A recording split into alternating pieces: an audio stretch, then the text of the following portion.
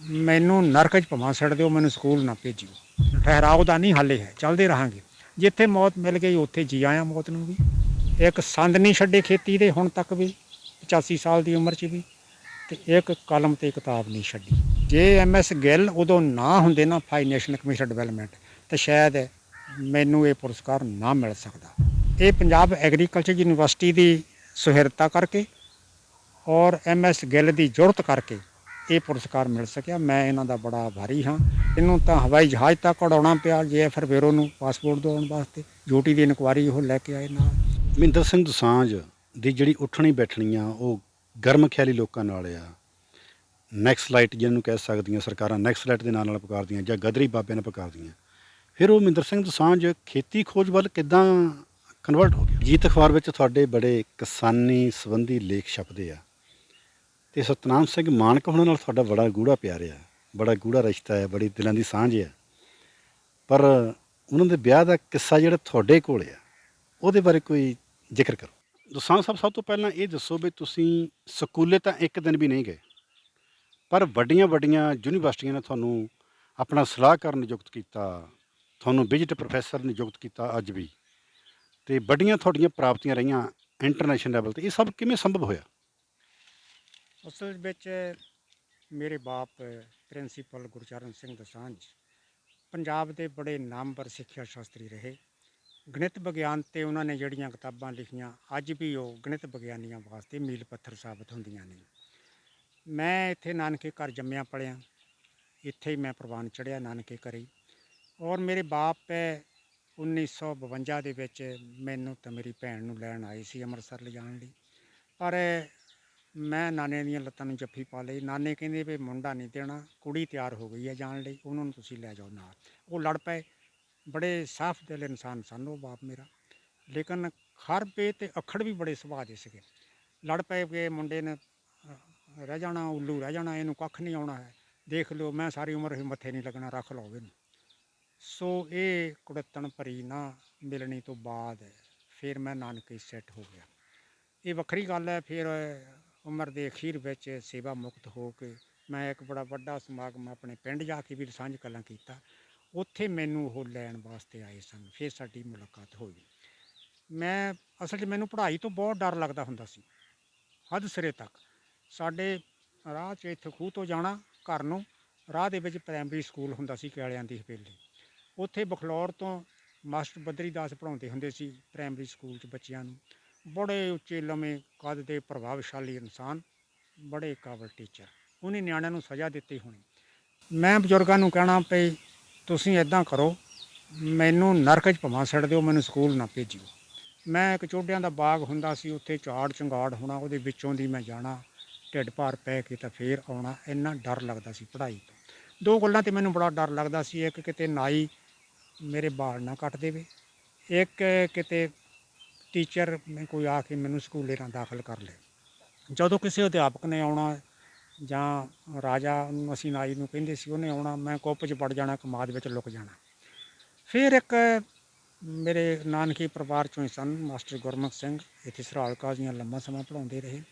ਉਹ ਗੁਰਦੁਆਰੇ ਪੜ੍ਹਾਉਣ ਲੱਗੇ ਪਏ ਜਿਹੜੇ ਨਿਆਣਿਆਂ ਦੀਆਂ ਹੁਣ ਪੜ੍ਹਾਈ ਦੀਆਂ ਸਾਰੀਆਂ ਸੰਭਾਵਨਾਵਾਂ ਹੀ ਖਤਮ ਹੋ ਚੁੱਕੀਆਂ ਨੇ, ਉਹਨਾਂ ਨੂੰ ਚਿੱਠੀ ਪੱਤਰ ਜੇ ਪੜ੍ਹਨ ਜੋਗੇ ਲਿਖਣ ਜੋਗੇ ਬਣਾ ਦੇਈਏ।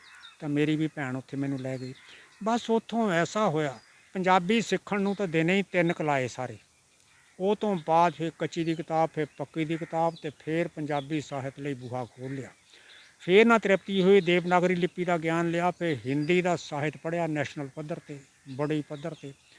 ਫਿਰ ਇਹ ਨਾ ਹੋਇਆ, ਫਿਰ ਫਾਰਸੀ ਅਤੇ ਅਰਬੀ ਲਿਪੀ ਦਾ ਗਿਆਨ ਲਿਆ, ਫਿਰ ਉਰਦੂ ਦੇ ਵਿੱਚ ਕਿਤਾਬਾਂ ਪੜ੍ਹੀਆਂ, ਕਵਿਤਾ ਦੀਆਂ, ਕਹਾਣੀਆਂ, ਨਾਟਕ, ਨਾਵਲ, ਗਿਆਨ ਵਿਗਿਆਨ ਦੀਆਂ। ਫਿਰ ਰੋਮਨ ਲਿਪੀ ਸਿੱਖੀ, ਫਿਰ ਇੰਗਲਿਸ਼ ਦੇ ਵਿੱਚ ਬੜਾ ਲਿਟਰੇਚਰ ਅੰਤਰਰਾਸ਼ਟਰੀ ਪੱਧਰ ਦਾ, ਜਿਹੜੇ ਨੋਬਲ ਪ੍ਰਾਈਜ਼ ਜਿਹਨਾਂ ਕਿਤਾਬਾਂ ਨੂੰ ਮਿਲੇ ਉਹ ਕਿਤਾਬਾਂ ਪੜ੍ਹੀਆਂ, ਵਿਸ਼ਵ ਦੇ ਬੜੇ ਬੜੇ ਲੋਕਾਂ ਦੀਆਂ ਜੀਵਨੀਆਂ ਪੜ੍ਹੀਆਂ, ਸਾਹਿਤ, ਕਲਾ, ਵਿਗਿਆਨ ਬਾਰੇ ਜਿਹੜਾ ਹੈ ਬਖਸ਼ੀ ਹਾਸਲ ਕੀਤੀ।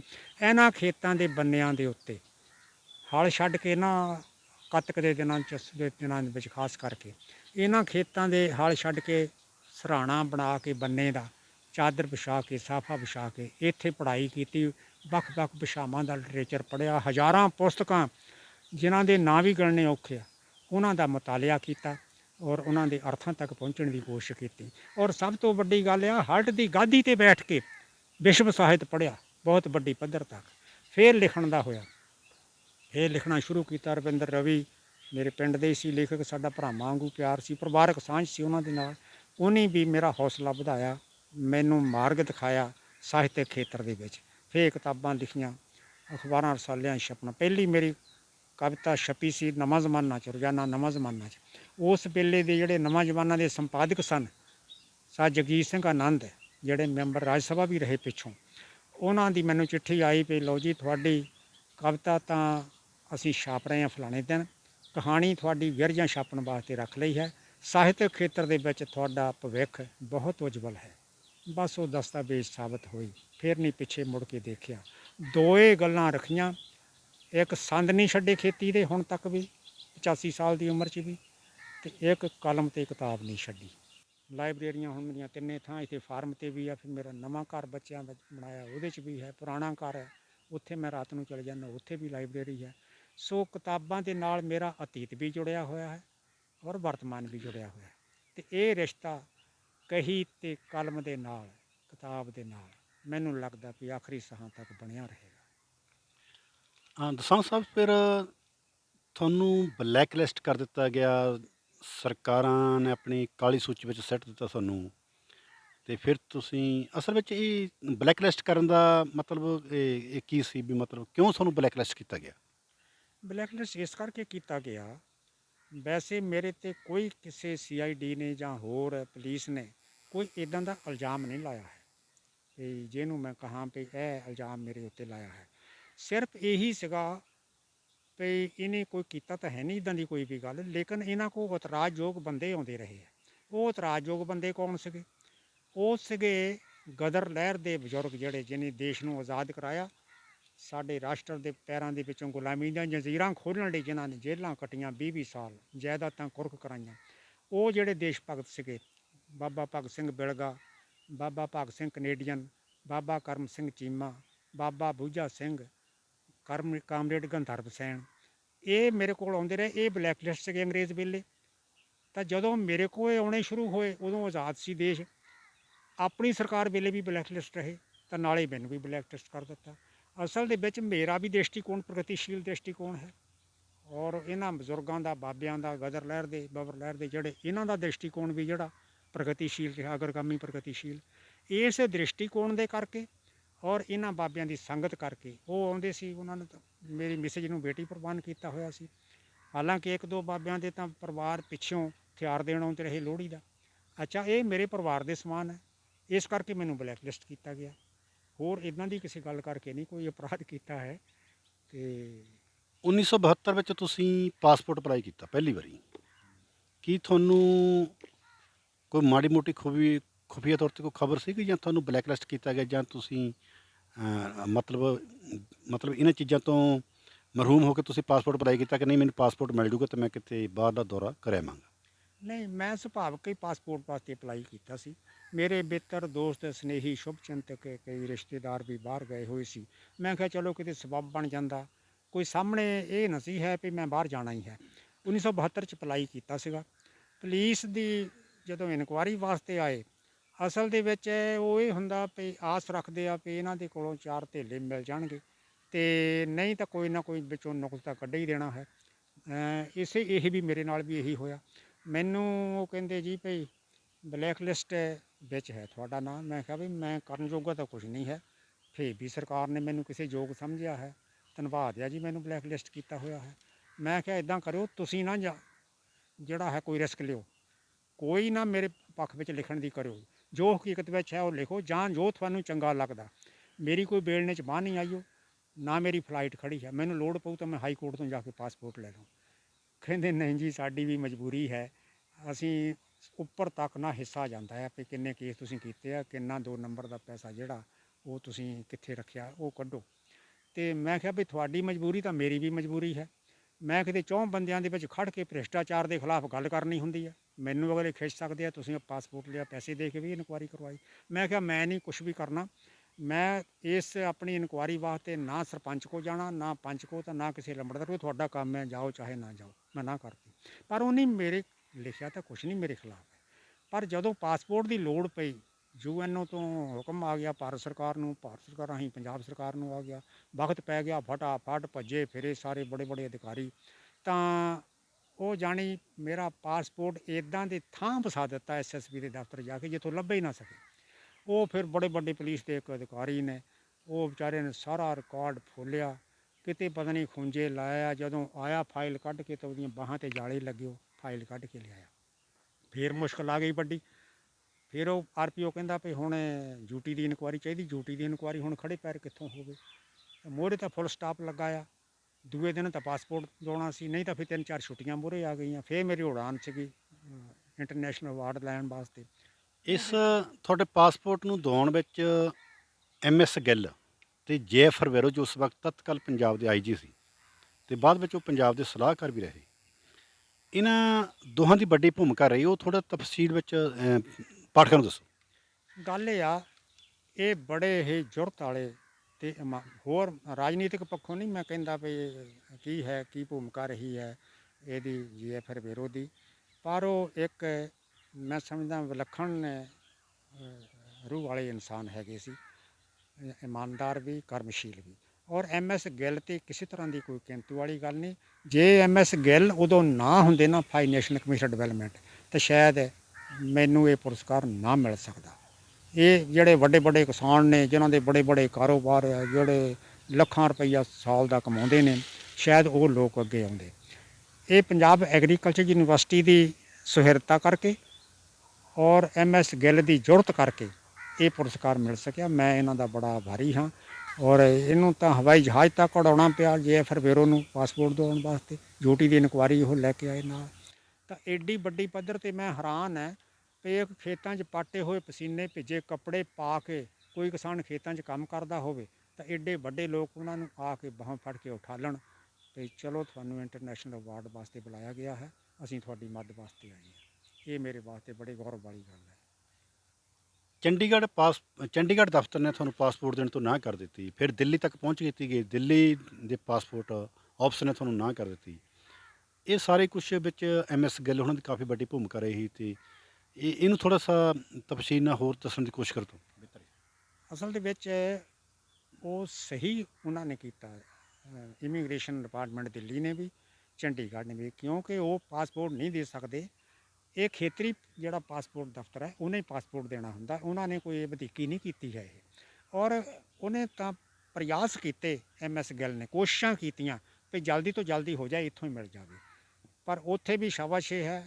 DC ਨੇ ਆਪਣਾ ਐਫੀਡੇਵਿਟ ਤੱਕ ਦਿੱਤਾ RPO ਨੂੰ, ਜਲੰਧਰ ਨੂੰ, ਔਰ ਉਹ ਬੜੇ ਵੱਡੇ ਗ੍ਰੇਟ ਅਧਿਕਾਰੀ ਰਹੇ। ਕੀ ਨਾਮ ਸੀ ਉਹਨਾਂ ਦਾ? SC ਅਗਰਵਾਲ, ਪਿੱਛੋਂ ਉਹ ਪੰਜਾਬ ਦੇ ਚੀਫ ਸੈਕਟਰੀ ਵੀ ਬਣੇ, ਰਿਟਾਇਰ ਹੋਏ। ਸੋ ਉਹ ਬੜੇ ਨੇਕ ਇਨਸਾਨ ਸਨ, ਉਹਨਾਂ ਨੇ ਵੀ ਬੜੀਆਂ ਕੋਸ਼ਿਸ਼ਾਂ ਕੀਤੀਆਂ। ਸੋ ਇਹ ਸਾਰਿਆਂ ਦੀਆਂ ਯਤਨਾਂ ਨਾਲ, ਸਾਰਿਆਂ ਦੀਆਂ ਸ਼ੁਭਕਾਮਨਾਵਾਂ ਦੇ ਨਾਲ ਮੈਂ ਸਫਲ ਹੋ ਸਕਿਆ ਉਸ ਅਵਾਰਡ ਤੱਕ ਪਹੁੰਚਣ ਦੇ ਕੰਮ ਵਿੱਚ। ਸੁਣਨ ਵਿੱਚ ਆਇਆ ਕਿ ਤੁਹਾਨੂੰ ਪਾਸਪੋਰਟ ਦੇਣ ਲਈ ਇੱਕੋ ਦਿਨ 3 ਕਾਊਂਟਰ ਲਗਾਏ ਗਏ, ਤੇ ਉਹਨਾਂ 3 ਕਾਊਂਟਰਾਂ ਦਾ ਕੀ ਮਤਲਬ ਸੀ? 3 ਕਾਊਂਟਰ ਕਿਸ ਤਰ੍ਹਾਂ? ਮਤਲਬ ਉਹ ਤੁਹਾਨੂੰ ਇੱਕ ਤੇ ਇਨਕੁਆਇਰੀ ਜਾਂ ਇੱਕ ਤੇ ਪਾਸਪੋਰਟ ਦੇਣਾ ਜਾਂ ਕੁਛ ਇਦਾਂ ਦੀ ਸੁਣਨ ਵਿੱਚ ਆਈ ਸੀ ਗੱਲ, ਬਈ ਇੱਕ ਮਤਲਬ ਪੰਜਾਬ ਸਰਕਾਰ ਵੱਲੋਂ ਜਹਾਜ਼ ਤੱਕ ਉਡਾਏ ਗਏ ਤੇ ਮਤਲਬ ਇੱਕੋ ਦਿਨ ਉਹ ਪ੍ਰਬੰਧ ਕੀਤਾ ਗਿਆ ਜਾਂ ਹਦਾਇਤਾਂ ਸੀ ਪੰਜਾਬ ਸਰਕਾਰ ਦੀਆਂ ਅਫਸਰਾਂ ਨੂੰ ਵੀ ਇਸ ਆਦਮੀ ਨੂੰ ਛੇਤੀ ਤੋਂ ਛੇਤੀ ਪਾਸਪੋਰਟ ਦਿਓ, ਉਹਨਾਂ ਨੂੰ ਅਸੀਂ ਬਾਹਰ ਭੇਜਣਾ ਚਾਹੁੰਦੇ ਹਾਂ। ਇਹ ਗੱਲ ਬਿਲਕੁਲ ਸਹੀ ਹੈ। ਇਹ ਪੰਜਾਬ ਸਰਕਾਰ ਵੱਲੋਂ ਪੂਰਾ ਦਬਾਅ ਪਾਇਆ ਗਿਆ ਵੀ ਜਲਦੀ ਤੋਂ ਜਲਦੀ ਪਾਸਪੋਰਟ ਚਾਹੀਦਾ, ਲੇਕਿਨ ਕਾਊਂਟਰ ਨਹੀਂ 3 ਲਗਾਉਣ ਦੀ ਕੋਈ ਗੱਲ ਸੀ। ਅਸੀਂ ਯਤਨ ਸੀ ਸਾਰੇ ਵੀ ਕਿਸੇ ਨਾ ਕਿਸੇ ਤਰ੍ਹਾਂ ਇਹ 3 ਥਾਵਾਂ ਤੋਂ, ਚੰਡੀਗੜ੍ਹ ਤੋਂ ਜਾਂ ਦਿੱਲੀ ਤੋਂ ਪਾਸਪੋਰਟ ਮਿਲ ਜਾਵੇ, ਨਹੀਂ ਤਾਂ ਜਲੰਧਰ ਦਾ ਤਾਂ ਫਿਰ ਕੋਸ਼ਿਸ਼ ਕਰਨੀ ਸੀਗੀ। ਇਹ ਵੀ ਹੈ ਜੇਐਫ ਰਵੇਰੋ ਡਿਊਟੀ ਦੀ ਇਨਕੁਆਇਰੀ ਲੈ ਕੇ ਖੁਦ ਹਵਾਈ ਜਹਾਜ਼ ਦੇ ਵਿੱਚ, ਹੈਲੀਕਾਪਟਰ ਦੇ ਵਿੱਚ ਆ ਕੇ ਉਹਨਾਂ ਨੇ ਪਾਸਪੋਰਟ ਦਵਾਇਆ। ਔਰ MS ਗਿੱਲ ਮੇਰੀ ਫਾਈਲ ਲੈ ਕੇ ਵਿਸ਼ੇਸ਼ ਹਵਾਈ ਜਹਾਜ਼ ਰਾਹੀਂ ਦਿੱਲੀ ਗਏ ਪ੍ਰਵਾਨਗੀ ਕਰਾਉਣ ਲਈ ਕੇਂਦਰ ਸਰਕਾਰ ਤੋਂ। ਇਹ ਸਾਰਾ ਕੁਝ ਜਿਹੜਾ ਨਾ ਬੜੇ ਬੇਅੰਤਬੰਦ ਤਰੀਕੇ ਦੇ ਨਾਲ ਕੀਤਾ ਗਿਆ, ਜਿਹੜਾ ਮੈਂ ਕਦੇ ਸੋਚ ਵੀ ਨਹੀਂ ਸਕਦਾ ਕਿ ਐਡੇ ਛੋਟੇ ਇਨਸਾਨ ਲਈ ਕੋਈ ਐਡੇ ਵੱਡੇ ਯਤਨ ਕਰੇ। ਇਹ ਸਰਕਾਰਾਂ ਐਡੇ ਵੱਡੇ ਯਤਨ ਕਰਨ, ਇਹ ਜ਼ਿੰਦਗੀ 'ਚ ਪਹਿਲੀ ਵਾਰ ਮੈਨੂੰ ਮਹਿਸੂਸ ਹੋਇਆ। 16 ਅਕਤੂਬਰ 1986 ਨੂੰ ਤੁਹਾਨੂੰ ਬੈਂਕਾਕ ਦੀ ਧਰਤੀ 'ਤੇ ਬੁਲਾਇਆ ਗਿਆ UN ਵੱਲੋਂ ਸਨਮਾਨ ਦੇਣ ਲਈ, ਤੇ ਲੇਕਿਨ ਪਾਸਪੋਰਟ ਤੁਹਾਨੂੰ ਕਿੰਨੇ ਦਿਨ ਪਹਿਲਾਂ ਮਿਲਿਆ? ਪਾਸਪੋਰਟ ਜਿਸ ਦਿਨ ਸਾਨੂੰ ਮਿਲਿਆ ਉਸੇ ਦਿਨ ਮੈਂ ਚੰਡੀਗੜ੍ਹ ਚਲੇ ਗਿਆ। ਚੰਡੀਗੜ੍ਹ ਤੋਂ ਫਿਰ ਮੈਨੂੰ ਪੰਜਾਬ ਸਰਕਾਰ ਨੇ ਗੱਡੀ ਦੇ ਕੇ ਰਵਿੰਦਰਜੀਤ ਸਿੰਘ ਜਨਰਲ ਮੈਨੇਜਰ ਸੀ ਲੈਂਡ ਡਿਵੈਲਪਮੈਂਟ ਕਾਰਪੋਰੇਸ਼ਨ ਦੇ, ਉਹਨਾਂ ਨੂੰ ਮਦਦ ਵਾਸਤੇ ਨਾਲ ਭੇਜਿਆ। ਮੇਰੇ ਉੱਥੇ ਇੱਕ ਮਿੱਤਰ ਹੈਗੇ ਸੀ ਫੋਰਨ ਮਿਨਿਸਟਰੀ ਦੇ ਡਿਪਟੀ ਸੈਕਟਰੀ। ਮੈਂ ਉਹਨਾਂ ਨੂੰ ਕਿਹਾ ਯਾਰ, ਮੈਂ ਉਹਨਾਂ ਨੂੰ ਮਿਲਿਆ ਜਾ ਕੇ, ਫ਼ੋਨ ਨੰਬਰ ਮੇਰੇ ਕੋਲ ਹੈ ਨਾ ਸੀ, ਵੀ ਮੈਨੂੰ ਪਾਸਪੋਰਟ ਅਫਸਰ ਨੇ ਬਹੁਤ ਖ਼ਰਾਬ ਕੀਤਾ। ਕਹਿੰਦਾ ਤੁਸੀਂ ਮੈਨੂੰ ਫ਼ੋਨ ਕਰਨਾ ਸੀ ਮਾੜਾ ਮੋਟਾ। ਮੈਂ ਕਿਹਾ ਯਾਰ ਮੇਰੇ ਕੋਲ ਫ਼ੋਨ ਤੁਹਾਡਾ ਹੈ ਨਹੀਂ ਸੀ, ਭਈ ਹੁਣ ਵੀਜ਼ਾ ਲੈਣ ਦਾ ਚੱਕਰ ਆਉਣਾ। ਕਹਿੰਦਾ ਤੁਸੀਂ ਇੱਦਾਂ ਕਰੋ, ਰਾਸ਼ਟਰਪਤੀ ਭਵਨ ਦੇ ਨਾਲ ਹੀ ਮੇਰਾ ਦਫ਼ਤਰ ਹੈਗਾ ਆ, ਅਤੇ ਭਈ ਪਹਿਲਾਂ ਖਾਣਾ ਖੂਣਾ ਛਕੋ, ਖਾਣਾ ਛਕ ਕੇ ਫਿਰ ਮੈਂ ਦਫ਼ਤਰ ਚੱਲਦੇ ਹਾਂ, ਉੱਥੇ ਕਰਦੇ ਹਾਂ। ਅਤੇ ਸਾਨੂੰ ਫਿਰ ਮਨ 'ਚ ਆਇਆ ਇਹ ਭਈ UN ਦੇ ਦਫ਼ਤਰ ਨਾਲ ਵੀ ਤਾਲਮੇਲ ਕਰ ਲਈਏ।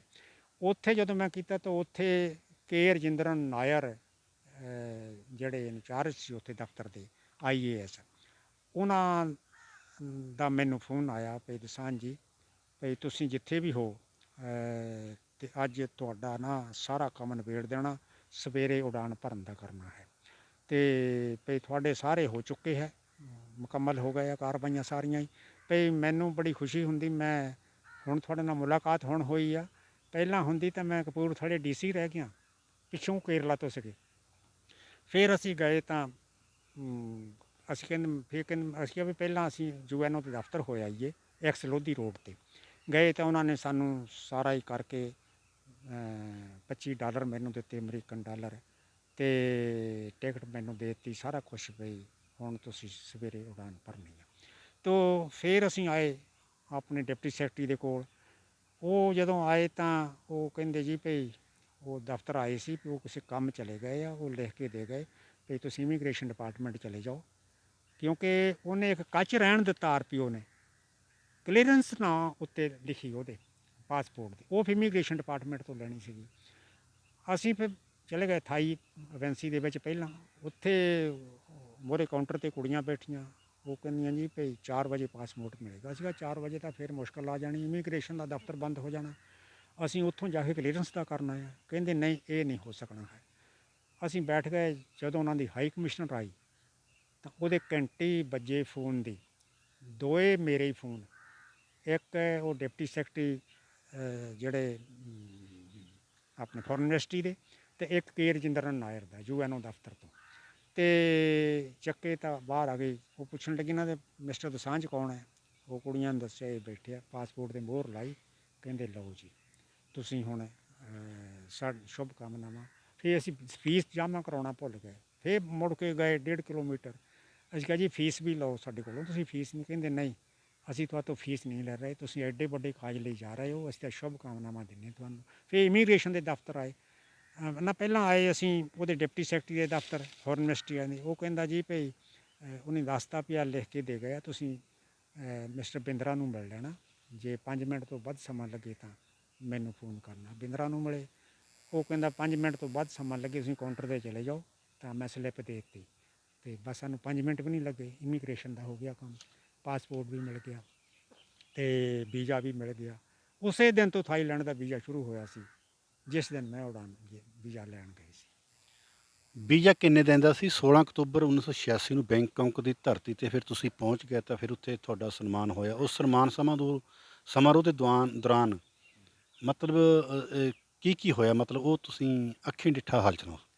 ਵੀਜ਼ਾ ਤਾਂ ਕਾਫੀ ਦਿਨਾਂ ਦਾ ਸੀਗਾ, ਪਰ ਪਿੱਛੋਂ ਇੱਧਰ ਮੇਰੀ ਬਾਸਮਤੀ ਦੀ ਝੋਨੇ ਦੀ ਕਟਾਈ ਹੋਣ ਵਾਲੀ ਸੀ, ਮੈਂ ਜਲਦੀ ਮੁੜਨਾ ਚਾਹੁੰਦਾ ਸਾਂ, ਅਤੇ 16 ਅਕਤੂਬਰ ਨੂੰ ਮੈਂ ਪਹੁੰਚਿਆ ਉੱਥੇ, ਅਤੇ 19 ਅਕਤੂਬਰ ਨੂੰ ਮੈਂ ਉਹਨਾਂ ਨੂੰ ਕਿਹਾ ਕਿ ਮੈਂ ਵਾਪਸ ਚਲੇ ਜਾਣਾ ਮੁੜ ਕੇ।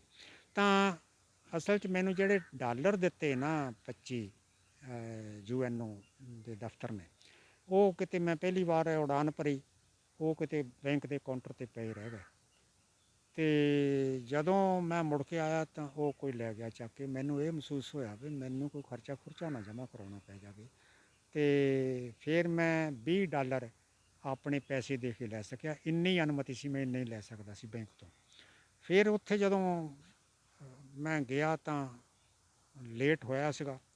ਪਹਿਲਾਂ ਤਾਂ ਜਾਣਾ ਸੀ ਥਾਈ ਏਅਰਵੇਜ਼ ਵਿੱਚ, ਫਿਰ ਮੈਨੂੰ ਉਹ ਫਲਾਈਟ ਲੰਘ ਗਈ, ਫਿਰ ਮੈਨੂੰ ਭੇਜਿਆ ਉਹਨਾਂ ਨੇ ਜਪਾਨ ਏਅਰਲਾਈਨਸ ਦੇ ਵਿੱਚ। ਜਦੋਂ ਉੱਥੇ ਪਹੁੰਚੇ ਤਾਂ ਇੱਕ ਬੜਾ ਸਾਰਾ ਮਾਟੋ ਲੈ ਕੇ 2 ਬੰਦੇ ਖੜ੍ਹੇ, ਉਹਦੇ ਉੱਤੇ ਲਿਖਿਆ ਹੋਇਆ ਮਹਿੰਦਰ ਸਿੰਘ ਦਸਾਂਝ, ਹਵਾਈ ਅੱਡੇ 'ਤੇ। ਮੈਂ ਗਿਆ, ਉਹਨਾਂ ਨੇ ਮੈਨੂੰ ਕਾਰ ਦੇ ਵਿੱਚ ਬਿਠਾਇਆ। ਐਸੀ ਤੇਜ਼ ਰਫ਼ਤਾਰ ਨਾਲ ਕਾਰ ਗਈ ਸਮਾਗਮ ਵਾਲੀ ਥਾਂ ਤੱਕ, ਜਾਣੀ ਜਿੱਦਾਂ ਪਾਣੀ 'ਤੇ ਚੱਲਦੀ ਹੁੰਦੀ ਹੈ। ਗਿਆ ਤਾਂ ਮੈਂ ਉੱਥੇ ਸਾਰੇ ਵਿਸ਼ਵ ਦਾ ਮੀਡੀਏ ਦੇ ਇਕੱਠੇ ਹੋਏ, ਟੈਲੀਵਿਜ਼ਨ ਦੇ, ਰੇਡੀਓ, ਪ੍ਰਿੰਟ ਮੀਡੀਆ ਦੇ ਹੋਰ ਬੜੇ ਬੜੇ ਅਧਿਕਾਰੀ। ਤਾਂ ਲਓ ਜੀ, ਖੁਸ਼ੀਆਂ ਹੋ ਗਈਆਂ। ਇੱਕੋ ਹੀ ਬੰਦਾ ਸਿਰਫ ਨਾ ਪੱਗ ਵਾਲਾ ਸਮਾਗਮ ਵਿੱਚ ਆਇਆ, ਸਾਰੇ ਖੁਸ਼ੀਆਂ ਹੋ ਗਈਆਂ। ਲਓ ਜੀ, ਮਿਸਟਰ ਦੋਸਾਂਝ ਪਹੁੰਚ ਗਏ। ਹੁਣ ਸੰਪੂਰਨ ਹੋ ਗਿਆ ਸਮਾਗਮ ਸਾਡਾ। ਪਹਿਲਾਂ 12 ਬੱਚਿਆਂ ਨੂੰ ਪੁਰਸਕਾਰ ਦਿੱਤੇ ਵਿਸ਼ਵ ਵਿੱਚੋਂ, ਫਿਰ 12 ਕਿਸਾਨਾਂ ਨੂੰ, ਜਿਹਦੇ ਵਿੱਚ ਮੈਂ ਵੀ ਸ਼ਾਮਲ ਸਾਂ। ਫਿਰ ਮੈਨੂੰ ਇਹ ਹੋਇਆ ਵੀ ਐਸਾ ਨਾ ਹੋਵੇ ਕਿ ਮੈਨੂੰ ਕਿਤੇ ਕੋਈ ਅੱਡਾ ਫੀਸ ਜਾਂ ਕੁਝ ਪੈਸੇ ਜਮ੍ਹਾਂ ਕਰਾਉਣੇ ਪੈ ਜਾਣ। ਤਾਂ ਇੱਕ ਦਿਨ ਸਾਨੂੰ ਪਾਰਟੀ ਦਿੱਤੀ, ਉਹਦੇ 'ਚ ਹਾਈ ਕੋਰਟ ਦੀ ਮਿਨਿਸਟਰੀ ਦੇ ਮੈਂਬਰ, ਗਵਰਨਰ ਕਈ ਦੇਸ਼, ਜਿਹੜੇ ਰਾਜਦੂਤ ਕਈ ਦੇਸ਼ਾਂ ਦੇ ਗਵਰਨਰ ਉਹਦੇ ਵਿੱਚ ਸ਼ਾਮਲ ਹੋਏ। ਸ਼ਾਮ ਨੂੰ ਪਾਰਟੀ ਦਿੱਤੀ। ਉਦੋਂ ਕੁਦਰਤੀ SS ਪੁਰੀ ਉੱਥੇ ਨਾ ਅਸਿਸਟੈਂਟ ਡਾਇਰੈਕਟਰ ਜਨਰਲ ਹੈਗੇ ਸੀ ਉਸ ਖਿੱਤੇ ਦੇ, ਉਹ ਚੀਫ ਸੈਕਟਰੀ ਵੀ ਰਹਿ ਗਏ ਸੀ ਪੰਜਾਬ ਦੇ। ਉਹਨਾਂ ਦਾ ਹੀ ਮੇਰੇ ਖਿਆਲ 'ਚ ਬੇਟਾ, ਜੇ ਮੈਂ ਭੁੱਲਦਾ ਨਹੀਂ, ਹਰਦੀਪ ਸਿੰਘ ਪੁਰੀ ਇਸ ਵੇਲੇ। ਤੋ ਉਹ ਮੈਨੂੰ ਕਹਿੰਦੇ, ਜੀ ਭਈ ਤੁਸੀਂ ਅੱਗੇ ਆਓ, ਤੁਸੀਂ ਪਿੱਛੇ ਨੂੰ ਕਿਉਂ ਜਾ ਰਹੇ ਹੋ, ਮੋਹਰੇ ਬੈਠੋ ਆ ਕੇ। ਅਤੇ ਕਹਿੰਦਾ ਮੈਨੂੰ ਪਤਾ ਲੱਗਾ ਤੁਹਾਡੇ ਕਿਤੇ ਪੈਸੇ ਉੱਥੇ ਭੁੱਲ ਗਏ। ਮੈਂ ਕਿਹਾ ਜੀ ਪੈਸੇ ਤਾਂ ਭੁੱਲ ਗਏ, ਮੈਨੂੰ ਕੋਈ ਖਰਚਾ ਇੱਦਾਂ ਨਾ ਕਰਨਾ ਪੈ ਜਾਵੇ, ਅੱਡਾ ਫੀਸ ਜਾਂ ਹੋਰ। ਕਹਿੰਦਾ ਨਹੀਂ, ਤੁਸੀਂ ਸਾਡੇ ਬਹੁਤ ਸਤਿਕਾਰੇ ਮਹਿਮਾਨ ਆ, ਪੈਸੇ ਦੀ ਕੋਈ ਘਾਟ ਨਹੀਂ ਹੈ। ਅਸੀਂ ਤੁਹਾਨੂੰ $88 ਰੋਜ਼ਾਨਾ ਦੇ ਰਹੇ ਹਾਂ ਜਿੱਦਣ ਇੱਥੇ ਰੱਖਣਾ, ਅਤੇ ਤੁਹਾਡਾ ਜਿਹੜਾ 5 ਤਾਰਾ ਰੈਸਟੋਰੈਂਟ ਦਾ ਕਿਰਾਇਆ ਉਹ ਵੀ ਅਸੀਂ ਦੇ ਰਹੇ ਹਾਂ। ਪਰ ਪੈਸੇ ਦੀ ਸਾਡੇ ਕੋਲ ਕੋਈ ਘਾਟ ਨਹੀਂ, ਤੁਹਾਨੂੰ ਜਿੰਨੇ ਪੈਸੇ ਚਾਹੀਦੇ ਆ ਨਾ, ਕੋਈ ਇੱਛਾ ਨਾ ਮਨ 'ਚ ਰੱਖ ਕੇ ਜਾਣਾ, ਕੋਈ ਚੀਜ਼ ਖਰੀਦਣੀ, ਕੁਛ ਕਰਨਾ, ਤਾਂ ਪੈਸੇ ਦਾ ਉਨਾ ਹੀ ਪ੍ਰਬੰਧ ਹੋ ਜਾਏਗਾ। ਮੈਂ ਕਿਹਾ ਜੀ ਮੇਰੇ ਤੋਂ $88 ਹੀ ਵੱਧ ਹੋਣੇ ਆ, ਅਤੇ ਮੈਂ ਕੀ ਕਰਨੇ ਆ, ਤੁਹਾਡਾ ਬਹੁਤ ਬਹੁਤ ਧੰਨਵਾਦ ਹੈ। ਅਤੇ ਫਿਰ ਮੈਂ ਜਿੰਨੀ ਵਾਰੀ ਵੀ ਵਿਦੇਸ਼ਾਂ ਵਿੱਚ ਗਿਆ, ਮੈਂ ਉਹ ਜਿਹੜੇ ਪੈਸੇ ਸੀ ਉਹਨਾਂ ਵੱਲੋਂ $88 ਰੋਜ਼ਾਨਾ ਦਿੰਦੇ ਸੀ, ਉਹ ਮੈਂ ਲੈ ਕੇ ਜਾਣਾ। ਪਰ ਜਿਹੜੇ ਵੀ ਮੈਂ ਦੇਸ਼ ਗਿਆ, ਮੈਨੂੰ ਖਰਚਣੇ ਹੀ ਕਿਸੇ ਨੇ ਨਹੀਂ ਦਿੱਤੇ, ਨਾ ਪੈਰਾਂ ਨੂੰ ਮਿੱਟੀ ਲੱਗਣ ਦਿੱਤੀ। ਆਪਣੀਆਂ ਗੱਡੀਆਂ 'ਚ ਆਪਣੇ ਸਾਧਨ, ਆਪਣਾ ਉੱਥੇ ਵੰਡੇ ਹੱਥ ਨਾਲ ਆਉਣ ਵਾਲੀ ਗੱਲ ਹੋਈ। ਫਿਰ ਮੈਂ ਉਹ ਜਿਹੜੇ ਪੈਸੇ ਸੀ ਕਿਸੇ ਭਲੇ ਕਾਜ ਦੇ ਵਿੱਚ ਪਾ ਦਿੱਤੇ। ਫੰਕਸ਼ਨ ਹੋਇਆ, ਦੂਸਰੇ ਦਿਨ ਤੁਸੀਂ ਸੋਚਿਆ ਕਿ ਮੈਂ ਕੁਛ ਬੱਚਿਆਂ ਲਈ ਕੋਈ ਖਿਡੌਣੇ ਲੈ ਚੱਲਾਂ ਕੋਈ ਮਾਰਕੀਟ 'ਚੋਂ, ਫਿਰ ਤੁਸੀਂ ਇੱਕ ਸੜਕ 'ਤੇ ਖੜ੍ਹੇ ਆ, ਬੱਸ ਦੀ ਵੇਟ ਕਰ ਰਹੇ ਹੋ, ਲੇਕਿਨ ਇੱਕ ਸਿੱਖ ਪਰਸਨੈਲਿਟੀ ਤੁਹਾਡੇ ਕੋਲ ਆ ਕੇ ਕਾਰ ਰੋਕਦੀ ਆ, ਉਹ ਤੁਹਾਨੂੰ ਕਾਰ ਵਿੱਚ ਬੈਠਣ ਲਈ ਕਹਿੰਦੀ ਆ, ਅਤੇ ਉਹ ਥੋੜ੍ਹਾ ਕਿੱਸਾ ਦੱਸੋ।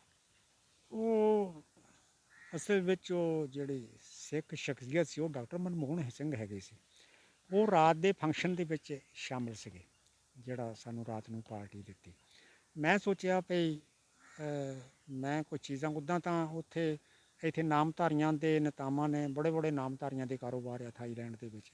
ਉਹਨੇ ਚਿੱਠੀ ਦਿੱਤੀ ਸੀ ਮੈਨੂੰ ਵੀ ਤੁਸੀਂ ਕੋਈ ਲੋੜ ਹੋਏ ਤਾਂ ਉਹਨਾਂ ਨੂੰ ਮਿਲ ਲੈਣਾ। ਉਹਨਾਂ ਦੇ ਵਿੱਚੋਂ ਇੱਕ ਸੇਠ ਪ੍ਰਿਤਪਾਲ ਸਿੰਘ ਮੈਨੂੰ ਲੈਣ ਆ ਗਿਆ। ਉਹਨਾਂ ਦਾ ਬੜਾ ਵੱਡਾ ਸ਼ੋਰੂਮ ਆ ਉੱਥੇ ਬੈਂਕਾਕ ਦੇ ਵਿੱਚ।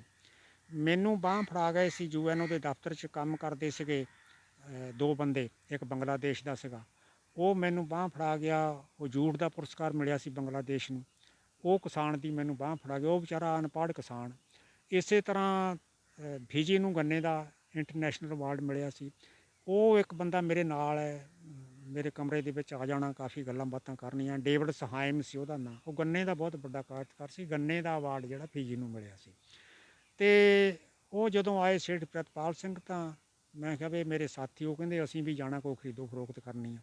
ਉਹਨਾਂ ਨੇ ਸਮੂਨ ਆਪਣੇ ਪਰਿਵਾਰ ਲਈ ਖਰੀਦਿਆ। ਅਤੇ ਮੈਂ ਕਿਹਾ ਵੀ ਮੈਨੂੰ ਬਹੁਤਾ ਖਰੀਦੋ ਫਰੋਖਤ ਦਾ ਪਤਾ ਨਹੀਂ, ਮੈਂ ਤਾਂ ਕੋਈ ਹੋਵੇ ਮਾੜਾ ਮੋਟਾ ਕੋਈ ਕਲਾ ਕਿਰਤ ਹੋਵੇ, ਜਾਂ ਕੋਈ ਕਿਤਾਬਾਂ ਹੋਣ, ਜਾਂ ਕੋਈ ਹੋਰ, ਮੈਂ ਤਾਂ ਇੱਦਾਂ ਦਾ ਗਾਹਕ ਹੈਗਾ ਆ। ਅਤੇ ਫਿਰ ਮੈਂ ਆਪਣੇ ਰੈਸਟੋਰੈਂਟ ਮੂਹਰੇ ਖੜ੍ਹਾ, ਅਤੇ ਉਹ ਗੱਡੀ ਰੋਕ ਲਈ ਸਰਦਾਰ ਨੇ ਵੀ ਮੈਂ ਡਾਕਟਰ ਮਨਮੋਹਨ ਸਿੰਘ ਹੈ, ਰਾਤ ਸੀ। ਮੈਂ ਕਿਹਾ ਜੀ ਮੈਂ ਇੱਦਾਂ ਕੋਈ ਚੀਜ਼ਾਂ ਲੈਣੀਆਂ ਸੀ, ਵੀ ਕਿਸੇ ਐਂਪੋਰੀਅਮ ਵਿੱਚ ਮੈਂ ਜਾਣਾ ਚਾਹੁੰਦਾ ਸੀ। ਕਹਿੰਦਾ ਚਲੋ ਬੈਠੋ ਗੱਡੀ ਦੇ ਵਿੱਚ, ਅਤੇ ਗੱਡੀ 'ਚ ਬਿਠਾਇਆ। ਕਹਿੰਦਾ ਮੈਂ ਤੁਹਾਨੂੰ ਦੱਸ ਦਿੰਦਾ, ਜੇ ਤਾਂ ਤੁਸੀਂ 1.5 ਕੁ ਘੰਟਾ ਅਟਕਣਾ, ਫਿਰ ਤਾਂ ਮੈਂ ਵਾਪਸ ਹੀ ਆਉਣਾ, ਮੁੜ ਕੇ ਤੁਹਾਨੂੰ ਲੈ ਆਊਂਗਾ।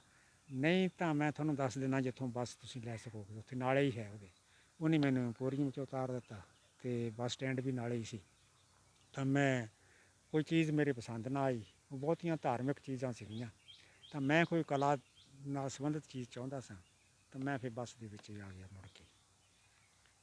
ਥਾਈਲੈਂਡ ਜਾਂਦੇ ਸਮੇਂ ਏਅਰਵੇਜ਼ ਵਿੱਚ ਜਹਾਜ਼ 'ਚ ਸਫ਼ਰ ਕਰਦੇ ਹਾਂ ਜਾਂ ਵਾਪਸੀ 'ਤੇ ਸਫ਼ਰ ਕਰਦੇ ਹਾਂ, ਕਦੀ ਮਨ 'ਚ ਇੱਦਾਂ ਦੇ ਖਿਆਲਾਤ ਨਹੀਂ ਆਏ ਵੀ ਇੱਕ ਪਾਸੇ ਮੈਨੂੰ ਐਡਾ ਵੱਡਾ ਯੂਐਨ ਵੱਲੋਂ ਸਨਮਾਨ ਦਿੱਤਾ ਜਾ ਰਿਹਾ, ਜਦ ਕਿ ਮੈਨੂੰ ਮੇਰੀ ਸਰਕਾਰਾਂ ਦੇ ਪ੍ਰਸ਼ਾਸਨ ਨੇ ਮੈਨੂੰ ਬਲੈਕ ਲਿਸਟ ਕੀਤਾ ਹੋਇਆ ਇੱਕ ਪਾਸੇ। ਹਾਂ, ਵੈਸੇ ਇਹ ਸੁਭਾਵਿਕ ਵਰਤਾਰਾ ਸੀਗਾ, ਮੈਨੂੰ ਕੋਈ ਗਿਲਾ ਨਹੀਂ ਹੈ ਬਲੈਕ ਲਿਸਟ ਕਰਨ 'ਤੇ। ਮੇਰੇ ਐਡੇ ਸਤਿਕਾਰਯੋਗ ਬਜ਼ੁਰਗ ਦੇਸ਼ ਭਗਤ ਬਾਬੇ ਗਦਰ ਲਹਿਰ ਦੇ ਸੰਚਾਲਕ ਔਰ ਜਿਨ੍ਹਾਂ ਨੇ ਸਾਰੇ ਰਾਸ਼ਟਰ ਦੇ ਪੈਰਾਂ 'ਚੋਂ ਗੁਲਾਮੀ ਦੀਆਂ ਜੰਜ਼ੀਰਾਂ ਖੋਲ੍ਹੀਆਂ, ਜਾਇਦਾਦਾਂ ਕੁਰਕ ਕਰਾਈਆਂ, 20-20 ਸਾਲ ਜੇਲ੍ਹਾਂ ਦੇ ਵਿੱਚ ਰਹੇ, ਜੇ ਉਹ ਨਹੀਂ ਕੋਈ ਗਿਲਾ ਨਹੀਂ ਤਾਂ ਮੈਨੂੰ ਵੀ ਕੋਈ ਗਿਲਾ ਨਹੀਂ ਹੈ। ਸਰਕਾਰਾਂ ਦੇ ਆਪਣੇ ਨਾ ਪੈਮਾਨੇ ਹੁੰਦੇ ਆ, CID ਵਾਲਿਆਂ ਦੀਆਂ ਆਪਣੀਆਂ ਨੌਕਰੀਆਂ ਤਰੱਕੀਆਂ ਦੇ ਹੁੰਦੇ ਆ, ਪਏ ਇੰਨੀਆਂ ਰਿਪੋਰਟਾਂ ਕੀਤੀਆਂ, ਇਹ ਕੀਤਾ ਉਹ ਕੀਤਾ। ਸੋ ਹਰ ਬੰਦੇ ਦੀ ਆਪਣੀ ਨਾ ਲੋੜ ਹੈ, ਕੋਈ ਆਪਣੀ ਮਜਬੂਰੀ ਹੈ, ਉਹਦੇ ਪ੍ਰਸੰਗ ਵਿੱਚ ਇਹ ਸਭ ਕੁਝ ਹੋਇਆ ਸੀਗਾ। ਇਸ ਕਰਕੇ ਮੈਂ ਕੋਈ ਗਿਲਾ ਇਸ ਗੱਲ ਦਾ ਨਹੀਂ ਕੀਤਾ। ਮਹਿੰਦਰ ਸਿੰਘ ਦੋਸਾਂਝ ਉਹ ਸ਼ਖਸ ਨੇ ਜਿਹੜੇ ਇੱਕ ਦਿਨ ਵੀ ਸਕੂਲੇ ਨਹੀਂ ਗਏ, ਪਰ ਉਹਨਾਂ ਦੇ ਮੂੰਹੋਂ ਸੁਣਦੇ ਹਾਂ ਆਪਾਂ ਵੀ ਉਹ ਅੱਜ ਕੱਲ੍ਹ ਕਿਹਨਾਂ ਯੂਨੀਵਰਸਿਟੀਆਂ ਦੇ ਨਾਲ ਸਲਾਹਕਾਰ ਨੇ, ਕਿਹਨਾਂ ਯੂਨੀਵਰਸਿਟੀਆਂ ਵਿੱਚ ਉਹ ਵਿਜ਼ਿਟ ਪ੍ਰੋਫੈਸਰ ਦੇ ਤੌਰ 'ਤੇ ਵਿੱਚ ਰਹੇ ਨੇ। ਮੈਂ ਪਹਿਲਾਂ ਇਹ ਦੱਸ ਦੇਵਾਂ ਕਿ ਖੇਤੀ ਖੋਜ ਨਾਲ ਮੇਰਾ ਰਿਸ਼ਤਾ ਪੰਜਾਬ ਖੇਤੀਬਾੜੀ ਯੂਨੀਵਰਸਿਟੀ ਦੀ ਸਥਾਪਨਾ ਤੋਂ ਸ਼ੁਰੂ ਹੋ ਗਿਆ ਸੀਗਾ, ਔਰ ਇਸ ਭੁੱਖ ਲਈ ਮੈਂ ਵੀ ਦੇਸ਼ ਵਿਦੇਸ਼ ਗਿਆ, ਕੋਈ ਹੋਰ ਕੰਮਕਾਰ ਲਈ ਕਿਸੇ ਲਈ ਜਾਂ ਕਿਸੇ ਨੂੰ ਮਿਲਣ ਗਿਲਣ ਲਈ ਜਾਂ ਕਿਸੇ ਰਸਮ ਰਿਵਾਜ ਦੇ ਵਿੱਚ ਨਹੀਂ, ਸਿਰਫ ਗਿਆਨ ਦੀ ਭੁੱਖ ਲੈ ਕੇ। ਮੈਂ ਜਦੋਂ ਵੀ ਬਾਹਰ ਗਿਆ ਮੈਂ ਇਹੀ ਕਹਿਣਾ ਬਈ ਮੈਨੂੰ ਤੁਸੀਂ ਕੋਈ ਸਾਇੰਸ ਸੈਂਟਰ ਦਿਖਾ ਲਓ, ਕੋਈ ਲਾਇਬ੍ਰੇਰੀਆਂ 'ਚ ਲੈ ਕੇ ਜਾਓ, ਕੋਈ ਜਿਹੜਾ ਖੋਜ ਕੇਂਦਰ ਹੈ ਮੈਨੂੰ ਉਹ ਦਿਖਾ ਲਓ, ਮੈਨੂੰ ਯੂਨੀਵਰਸਿਟੀਆਂ ਦਿਖਾ ਲਓ, ਮੈਂ ਇਹ ਭੁੱਖ ਲੈ ਕੇ ਆਇਆ। ਤੋ ਇਸ ਕਰਕੇ ਮੇਰਾ ਜਿਹੜਾ ਨਾ ਇਹੀ ਰਿਹਾ ਵੀ ਮੈਂ ਨਾ ਖੇਤੀਬਾੜੀ ਖੋਜ ਦੇ ਵਿੱਚ ਨਾ ਕੁਛ ਕਰਕੇ ਜਾਣਾ ਹੈ।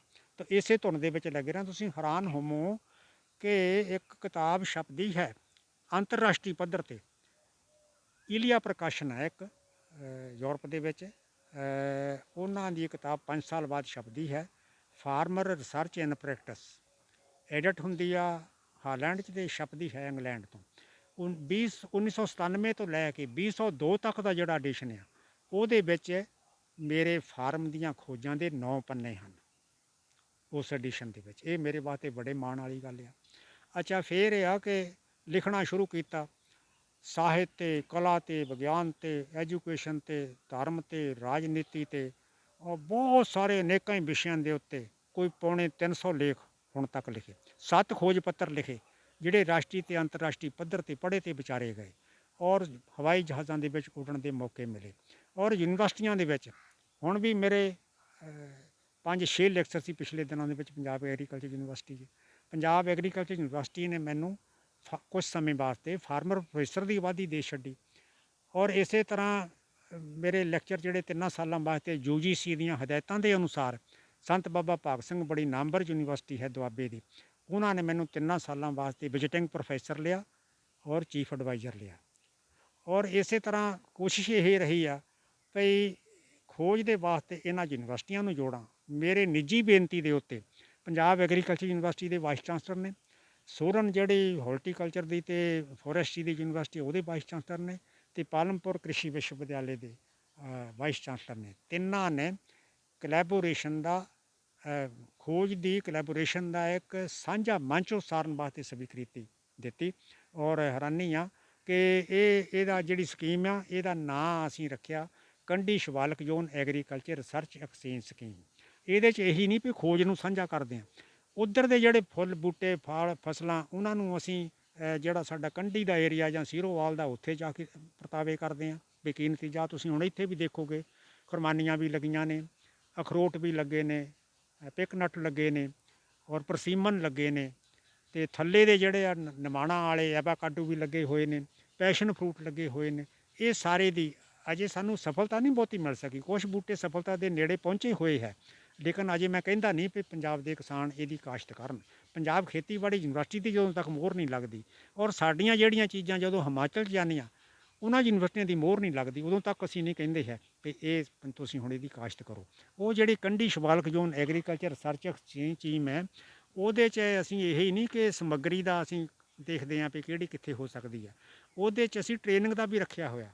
ਉਹਨਾਂ ਦੀਆਂ ਔਰਤਾਂ ਨੂੰ, ਕਿਸਾਨਾਂ ਨੂੰ ਇੱਧਰ ਅਸੀਂ ਟ੍ਰੇਨਿੰਗ ਦਿੰਦੇ ਹਾਂ ਬੁੱਲੋਵਾਲ ਸੌਂਖੜੀ ਰੀਜਨਲ ਸਟੇਸ਼ਨ ਦੇ ਉੱਤੇ, ਸਾਡੇ ਉੱਥੇ ਸੋਹਰਨ ਪਾਲਮਪੁਰ ਅਸੀਂ ਕਿਸਾਨਾਂ ਨੂੰ ਲੈ ਕੇ ਜਾਂਦੇ। ਫਿਰ ਪ੍ਰੋਸੈਸਿੰਗ ਦੇ ਜਿਹੜੇ ਸਾਡੇ ਯੂਨਿਟ ਆ, ਉੱਥੇ ਅਸੀਂ ਕਿਸਾਨਾਂ ਦੀਆਂ ਜਿਣਸਾਂ ਨੂੰ ਉਹਨਾਂ ਯੂਨਿਟਾਂ ਦੇ ਨਾਲ ਜੋੜਦੇ ਹਾਂ, ਉਹਨਾਂ ਦੇ ਪੰਜਾਬ ਦੇ ਹਿਮਾਚਲ ਵਾਲਿਆਂ ਦੇ ਪੰਜਾਬ 'ਚ ਲਿਆ ਕੇ ਇੱਕ ਰੇਖਾ ਸ਼ਰਮਾ ਰਾਮਗੜ੍ਹ ਸੀਕਰੀ ਬੜਾ ਵੱਡਾ ਪ੍ਰੋਜੈਕਟ ਆ। ਅਸੀਂ ਕਿਹਾ ਇੱਥੇ ਤੁਸੀਂ ਆਪਣੇ ਜਿਹੜੀਆਂ ਤੁਹਾਡੇ ਔਲੇ ਲਸੂੜੇ ਕੋਈ ਚੀਜ਼ਾਂ ਹਿਮਾਚਲ ਦੀਆਂ ਇੱਥੇ ਲਿਆਓ। ਇੱਕ ਉੱਨਤੀ ਕੋਆਪਰੇਟਿਵ ਹੈ ਤਲਵਾੜੇ, ਉੱਥੇ ਤੁਸੀਂ ਲਿਆਓ।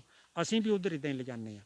ਇੱਕ ਜਿਹੜੀ ਸਭ ਤੋਂ ਵੱਡੀ ਪ੍ਰਾਪਤੀ ਇਸ ਸਕੀਮ ਦੀ ਹੋਈ ਹੈ ਨਾ, ਜਿਹੜੀ ਸ਼ੁਰੂ ਕੀਤੀ ਗਈ ਸੀ ਮੇਰੀ ਬੇਨਤੀ 'ਤੇ, ਉਹ ਇਹ ਹੋਈ ਆ ਕਿ ਸੰਨ 2016 'ਚ 21 ਸਤੰਬਰ ਨੂੰ ਇੱਕ ਮੀਟਿੰਗ ਸਾਡੀ ਪੰਜਾਬ ਐਗਰੀਕਲਚਰ ਯੂਨੀਵਰਸਿਟੀ ਦੇ ਨਿਵੇਦਨ ਦੇ ਉੱਤੇ ਬੁਲਾਈ ਗਈ ਹਿਮਾਚਲ ਦੇ ਊਨੇ ਕ੍ਰਿਸ਼ੀ ਵਿਗਿਆਨ ਕੇਂਦਰ ਦੇ ਵਿੱਚ। ਇਹ ਜਿਹੜਾ ਜੈਲੋ ਰਸਟ ਆਉਂਦਾ ਕਣਕ ਦੇ ਉੱਤੇ, ਪੀਲੀ ਕੂੰਗੀ ਆਉਂਦੀ ਆ, ਇਹ ਕਰੋੜਾਂ ਰੁਪਏ ਦਾ, ਇਹ ਜਿਹੜੇ ਸਾਡੇ 4-5 ਜ਼ਿਲ੍ਹੇ ਇਹਨਾਂ ਦੇ ਵਿੱਚ ਉਹ ਨੁਕਸਾਨ ਕਰਦੀ ਸੀ ਕਣਕ ਦਾ।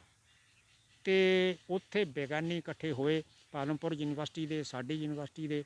ਉੱਥੇ ਇੱਕ ਸ਼ਡਿਊਲ ਤਿਆਰ ਕੀਤਾ, ਇੱਕ ਵੇਰਵਾ ਤਿਆਰ ਕੀਤਾ ਵੀ ਇਸ ਬਿਮਾਰੀ ਨੂੰ ਨੱਥ ਪਾਉਣ ਲਈ ਕਿਹੜੀਆਂ ਰਸਾਇਣਾਂ ਕਦੋਂ ਵਰਤੀਆਂ ਜਾਣ, ਕਿਹੜੀਆਂ ਕਣਕ ਦੀਆਂ ਕਿਸਮਾਂ ਦੀ ਕਾਸ਼ਤ ਕੀਤੀ ਜਾਵੇ, ਕਿਹੜਾ ਸਮਾਂ ਨਿਰਧਾਰਿਤ ਕੀਤਾ ਬਿਜਾਈ ਕਰਨ ਵਾਸਤੇ। ਉਹਦੇ 'ਤੇ ਅਮਲ ਹੋਇਆ। ਡਿਪਾਰਟਮੈਂਟ ਐਗਰੀਕਲਚਰ ਨੇ ਵੀ ਦੋਹਾਂ ਪਾਸਿਆਂ ਨੇ ਕੰਮ ਕੀਤਾ, ਯੂਨੀਵਰਸਿਟੀਆਂ ਨੇ ਕੰਮ ਕੀਤਾ, ਸਾਇੰਟਿਸਟਾਂ ਨੇ ਕੰਮ ਕੀਤਾ।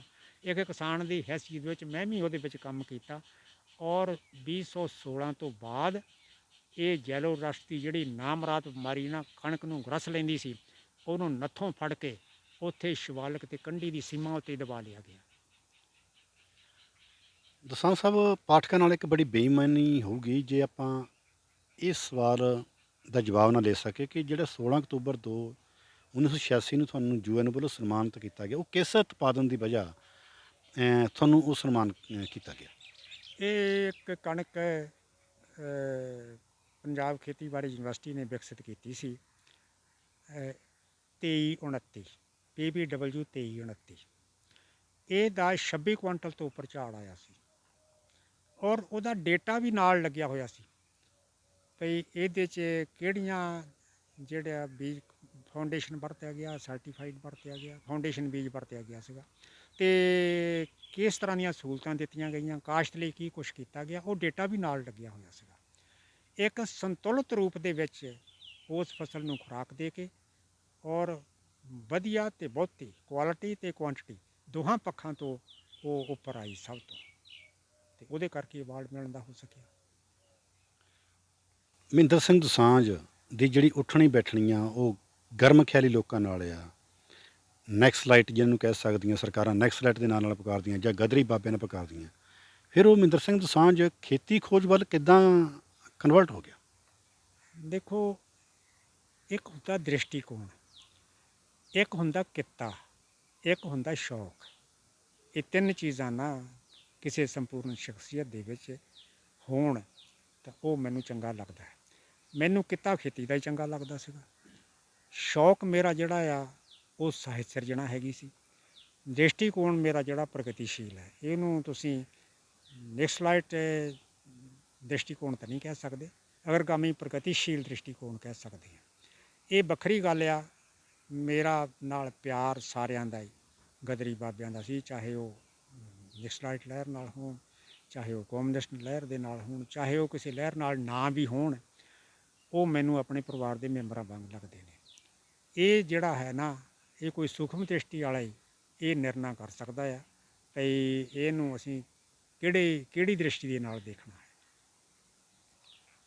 ਤੁਹਾਡਾ ਪਿਛੋਕੜ ਪਿੰਡ ਦੋਸਾਂਝ, ਉੱਥੋਂ ਦੇ ਅਕਾਲੀ ਪੱਤਰਕਾਰ ਦੇ ਫਾਊਂਡਰ ਐਡੀਟਰ ਵੀ ਹੋਏ ਨੇ, ਉਹਨਾਂ ਦਾ ਪਿੰਡ ਆ, ਅਤੇ ਨਾਜਰ ਸਿੰਘ ਤਰਸ ਬਹੁਤ ਵੱਡੇ ਕਵੀ ਹੋਏ ਨੇ। ਅਤੇ ਅੱਜ ਕੱਲ੍ਹ ਪੰਜਾਬ ਤੋਂ ਲੈ ਕੇ ਮੁੰਬਈ ਤੱਕ, ਮੁੰਬਈ ਤੋਂ ਲੈ ਕੇ ਅਮਰੀਕਾ ਕੈਨੇਡਾ ਤੱਕ ਇੱਕ ਸੈਲੀਬ੍ਰਿਟੀ ਸਿੰਗਿੰਗ ਦੇ ਖੇਤਰ ਵਿੱਚ ਦਲਜੀਤ ਦੋਸਾਂਝ ਸੁਣਿਆ ਵੀ ਤੁਹਾਡੇ ਪਰਿਵਾਰ 'ਚੋਂ ਹੀ ਆ, ਤੁਹਾਡੇ ਆਂਢ ਗੁਆਂਢ 'ਚੋਂ ਨੇ। ਕੀ ਕਦੀ ਉਹਨਾਂ ਨਾਲ ਵੀ ਤੁਸੀਂ ਉਹਨਾਂ ਨਾਲ ਕਦੀ ਮੁਲਾਕਾਤ ਹੋਈ ਜਾਂ ਕਦੀ ਤੁਸੀਂ ਉਹਨਾਂ ਦੇ ਗੀਤ ਵਗੈਰਾ ਤਾਂ ਸੁਣਦੇ ਹੋਵੋਗੇ? ਉਹ ਮੁੰਡੇ ਦੀ ਬੜੀ ਜਸ਼ਕੀਰਤੀ ਹੋਈ। ਮੈਨੂੰ ਉਹਨੇ ਕਲਾ ਦੇ ਖੇਤਰ ਦੇ ਵਿੱਚ ਬਹੁਤ ਵੱਡਾ ਨਾਮਣਾ ਖੱਟਿਆ ਔਰ ਮੈਂ ਉਹਦਾ ਸ਼ੁਭ ਚਿੰਤਕ ਅਤੇ ਪ੍ਰਸ਼ੰਸਕ ਹਾਂ, ਪਰ ਮੈਂ ਮਿਲਿਆ ਨਹੀਂ ਉਹਨੂੰ ਹੈ। ਉਹਦੇ ਚਾਚੇ ਤਾਇਆਂ ਦੇ ਨਾਲ ਮੇਰਾ ਬੜਾ ਪਿਆਰ ਹੈ। ਜਿੰਨੇ ਤੁਸੀਂ ਇਹ ਨਾਂ ਲਏ ਨੇ, ਅਸਲ ਦੇ ਵਿੱਚ ਤਾਂ ਇਹ ਸਾਰੇ ਮੇਰੇ ਆਪਣੇ ਹੀ ਨੇ, ਹੈ ਮੇਰੇ ਪਿੰਡ ਦੇ, ਪਰ ਮੈਂ ਇੱਕ ਪਰਿਵਾਰ ਦੇ ਮੈਂਬਰ ਹੀ ਸਮਝਦਾ ਇਹਨਾਂ ਸਾਰਿਆਂ ਨੂੰ। ਚਾਹੇ ਇਹਦੇ ਦਲਜੀਤ ਦੇ ਚਾਚੇ ਤਾਏ ਹੈ, ਪਰਿਵਾਰ ਹੈ ਇਹਨਾਂ ਦਾ। ਇਹਦੇ ਨਾਲ ਹੀ ਅਮਰ ਸਿੰਘ ਦੋਸਾਂਝ ਮੇਰੇ ਬਜ਼ੁਰਗ ਸਨ, ਮੈਂ ਉਹਨਾਂ ਤੋਂ ਸੇਧ ਲੈਂਦਾ ਰਿਹਾ ਬਹੁਤ ਤਰ੍ਹਾਂ ਦੀ। ਨਾਜਰ ਸਿੰਘ ਤਰਸ ਵੀ ਬਜ਼ੁਰਗ ਸਨ ਔਰ ਸਾਹਿਤਕ ਖੇਤਰ 'ਚ ਉਹਨੇ ਮੈਨੂੰ ਹਮੇਸ਼ਾ ਹੀ ਪ੍ਰੇਰਨਾ ਦਿੱਤੀ।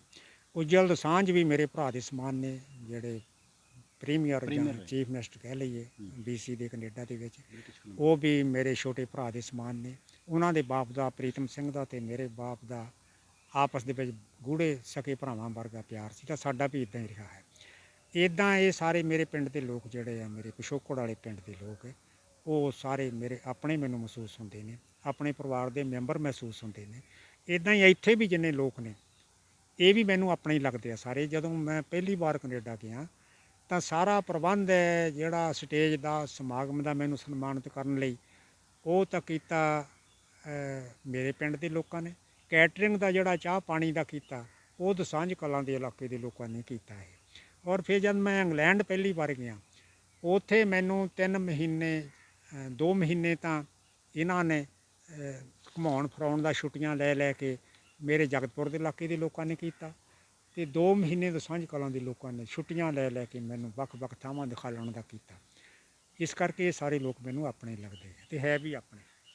ਅਜੀਤ ਅਖਬਾਰ ਵਿੱਚ ਤੁਹਾਡੇ ਬੜੇ ਕਿਸਾਨੀ ਸੰਬੰਧੀ ਲੇਖ ਛਪਦੇ ਆ, ਅਤੇ ਸਤਨਾਮ ਸਿੰਘ ਮਾਨਕ ਹੋਣਾ ਨਾਲ ਤੁਹਾਡਾ ਬੜਾ ਗੂੜਾ ਪਿਆਰ ਆ, ਬੜਾ ਗੂੜਾ ਰਿਸ਼ਤਾ ਹੈ, ਬੜੀ ਦਿਲਾਂ ਦੀ ਸਾਂਝ ਆ।